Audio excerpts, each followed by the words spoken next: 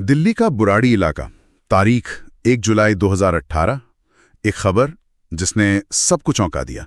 हाँ, एक ही घर में एक ही परिवार के 11 लोग मृत मिले। 11 सदस्य, 10 फांसी पर और एक का गला घूंटा हुआ। ये सिर्फ एक दुखद घटना नहीं थी, ये एक पहेली बन गई। बिल्कुल। और आज हम इसी पहेली की गहराई से पड़ताल करेंगे। हमारे पास जो जानकारी है वो पुलिस रिपोर्ट्स पर आधारित है, मीडिया एनालिसिस है और मनोवैज्ञानिक जांच भी है। हाँ, और वो डायरियां वो बहुत महत्वपूर्ण है। बहुत ज्यादा। असल में सबसे बड़ा सवाल यही घूमता है कि क्या ये सब किसी सामूहिक अंधविश्वास का नतीजा था या फिर इसके पीछे कुछ और कहानी है। क्योंकि सुराग दोनों तरफ इशारा करते हैं, है ना?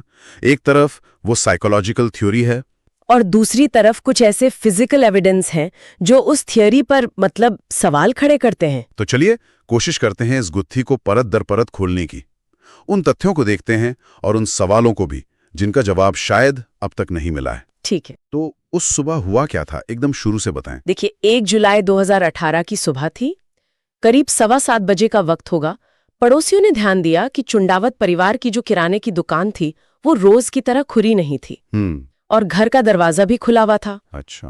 तो जब एक पड़ोसी अंदर गया तो जो मंजर दिखा वो बेहद भयानक था। क्या देखा उन्होंने? आंगन में पहली मंजिल पर जो लोहे की ग्रिल होती है ना, छत की जाली, उससे 10 शव लटके हुए थे। 10? हाँ, 10।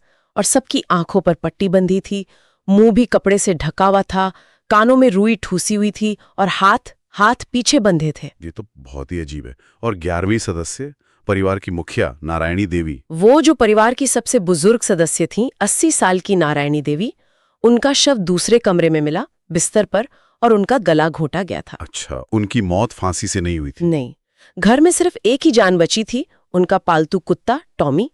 वो छत पर बंधा हुआ मिला। और ये परिवार कैसा था, सामाजिक तौर पर? चुंडावत परिवार, जिन्हें कुछ लोग भाटिया परिवार भी कहते थे, वो बिल्कुल सामान्य लगते थे। धार्मिक थे, मिलनसार थे। उनका अपना बिजनेस था, किराने की दुकान और प्लाईवुड का काम। अच्छा खासा चल रहा था सब। एक सामान्य धार्मिक परिवार, और फिर ऐसी मौत, ये समझना ही मुश्किल है। लेकिन फिर घर से वो डायरिया मिली, उसने तो कहानी को एक बिल्कुल ही अलग मोड़ दे दिया। हाँ बिल्कुल। घर से कुल 11 रजिस्टर या कह लीजिए डायरिया मिली, और ये पिछले 11 सालों से लिखी जा रही थीं। 11 साल से? कौन लिख रहा था इन्हें? जांच में ये बात सामने आई कि इन्हें परिवार का छोटा बेटा ललित चुंडावत, जो 45 साल का था, वो लिखवाता था। ऐसा माना जाता है कि 2007 में जब उसके पिता भोपाल सिंह की मौत हुई, उसके बाद से ललित ये दावा करने लगा था कि उसके पिता की आत्मा उस पर आती है और वही आत्मा परिवार की भलाई के लिए, उनकी तरक्की और मोक्ष के लिए निर्देश देती है, जो वो डायरी में लिखता था या लिखवाता था। पिता की आत्मा के निर्देश। और इन डायरियों में क्या ऐसे निर्देश थे जिनका इस घटना से सीधा संबंध जुड़ता हो? हाँ, इनमें पूजा पाठ के तरीके, क्या करना है, कैसी रहना है, ये सब बहुत विस्तार से लिखा था। पर सबसे चौंकाने वाली बात थी एक खास अनुष्ठान का जिक्र। अनुष्ठान? जी, जिसे शायद बड़ तपस्या जैसा कुछ कहा गया था डायरी में, और उसमें ठीक वैसी ही प्रक्रिया लिखी थी जैसी मौत के समय उन लोगों की स्थिति थी। हाथ बांधना, आंखें ढकना, मुंह पर पट्टी, कानों में रुई और एक खास तरीके से लटकना। लटकना भी? हाँ, लेकिन डायरी में ये भी लिखा था कि इस क्रिया से कोई मरेगा नहीं। मरेगा नहीं? नहीं, उसमें लिखा था कुछ इस तरह कि अंतिम समय पर, आखिरी इच्छा की पूर्ति के वक्त, आसमान हिलेगा, धरती कांपेगी, तुम घबराना मत, मंत्र जाप तेज कर देना, मैं आकर तुम्हें उतार लूंगा। ओ, मतलब उन्हें यकीन था कि वो बच जाएंगे, कोई चमत्कार होगा। हाँ, ऐसा ही लगता है। और यही चीज मनोवैज्ञानिक थ्योरी का आधार बनी। पुलिस और जो एक्सपर्ट्स थे, खासकर CFSL की psychological autopsy team, central forensic science laboratory, जी, उन्होंने इसे शेयर्ड साइकोटिक डिसऑर्डर का मामला माना, साझा मनोविकृति। जिसका मतलब है कि एक व्यक्ति का भ्रम, यानी ललित का भ्रम, धीरे धीरे पूरे परिवार पर हावी हो गया। बिल्कुल, वो सब ललित के विश्वास को ही अपनी सच्चाई मानने लगे थे। CFSL की रिपोर्ट ने तो इसे आत्महत्या कहा ही नहीं, उन्होंने कहा ये एक अनुष्ठान के दौरान हुई दुर्घटना थी, उनका मरने का इरादा नहीं था। ये तो खैर अविश्वसनीय लगता है। लेकिन अगर ये सिर्फ एक मानसिक स्थिति का मामला था, तो फिर कुछ भौतिक सबूत क्यों फिट नहीं बैठते? जैसे आपने कहा था, फांसी वाली बात। हाँ, यहीं पर मामला और ज्यादा उलझ जाता है। पहली बात तो ये कि जिस जगह वो 10 लोग लटके मिले वहां छत की ऊंचाई सिर्फ 9 फीट के करीब थी। सिर्फ 9 फीट? हाँ, अब इतने अलग अलग वजन के 10 लोग एक साथ एक ही समय पर इतनी कम ऊंचाई से लटक कर तुरंत मर जाएं? फिजिक्स के हिसाब से थोड़ा मुश्किल लगता है। वो खिंचाव बनना शायद मुमकिन ना हो। और वो स्टूल, 5 स्टूल मिले थे ना वहां। जी, 5 स्टूल थे। कहा गया कि शायद उन्हीं का इस्तेमाल किया गया होगा, लेकिन वो सब अपनी जगह पे करीने से रखे हुए थे, गिरे हुए नहीं थे। अगर लोग छिटपटाते या घबराते तो स्टूल तो गिरते, हाँ, है ना? सही बात है। वो अपनी जगह से जरूर हिलते। और भी चीजें थीं।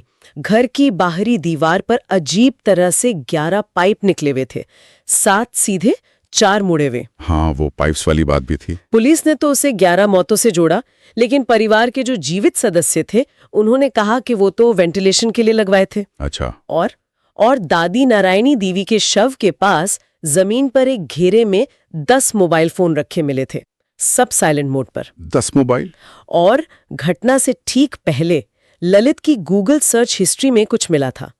क्या 11 आत्माएं ईश्वर तक तेजी से पहुंच सकती हैं? ये सब चीजें सवाल तो खड़े करती हैं। बिल्कुल करती हैं। परिवार के जो बाकी सदस्य हैं जो उस घर में नहीं रहते थे, उनका क्या कहना है? नारायणी देवी के जो दूसरे बेटे हैं दिनेश सिंह जुंडावत और बेटी सुजाता, वो इसे आत्महत्या या अंधविश्वास बिल्कुल नहीं मानते। तो वो क्या मानते हैं? उनका साफ कहना है कि ये एक सोची समझी साजिश है, ये हत्या है। इस केस ने वाकई पूरे देश को हिलाकर रख दिया था और इस पर डॉक्यू सीरीज भी बनी, हाउस ऑफ सीक्रेट्स। उसने फिर से लोगों का ध्यान इस ओर खींचा। हाँ, निश्चित रूप से। देखिए, बुरौरी कांड आस्था, मनोविज्ञान, परिवार के अंदर की डायनामिक्स और एक भयानक त्रासदी का बहुत ही जटिल मिश्रण है। केस फाइल भले ही बंद हो गई हो, आधिकारिक तौर पे से दुर्घटना या सामूहिक आत्महत्या मान लिया गया हो, लेकिन ये सवाल तो रह ही जाता है ना कि क्या हम कभी पूरी तरह समझ पाएंगे कि कैसे एक पढ़ा लिखा सामान्य दिखने वाला पूरा परिवार, जिसमें किशोर बच्चे भी शामिल थे, वो इस तरह के अनुष्ठान के लिए कैसे तैयार हो गया? हाँ, वो मनोवैज्ञानिक व्याख्याएं हैं, डायरियां हैं, वो एक तस्वीर तो दिखाती हैं। पर उन भौतिक सबूतों का क्या जो सामान्य तर्क को चैलेंज करते हैं?